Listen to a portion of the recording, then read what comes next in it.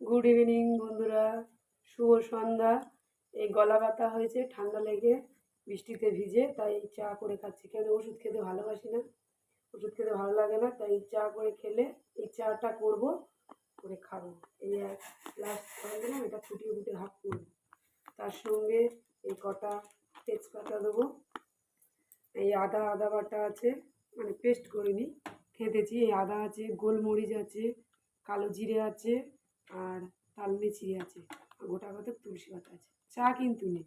তোমাদের যদি কারোর ঠান্ডা লেগে থাকে তাহলে এই রেসিপিটা করে খেতে পারো, খুব ভালো উপকার পাবে, এটা গ্যারান্টি দিয়ে বলতে পারি। আমার তো ঠান্ডা লাগলেই আমি এই চাটা করে খাই আর খুব ভালো থাকি।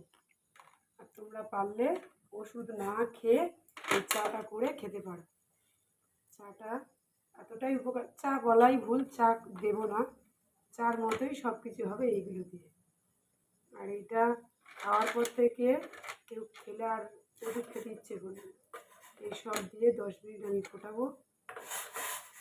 অনেকে তো ওষুধ খেতে চায় না, তাদের জন্য এই রেসিপিটা। দিলে এটা হাফ করতে হবে। হয়ে গেছে, চলে এসেছি, দেখবো কি হয়েছে। ঠিক আছে, কালারটা কেমন হয়েছে। রেডি হয়ে গেছে চাটা। গরম গরম খেতে হবে, তবে উপকারটা বেশি।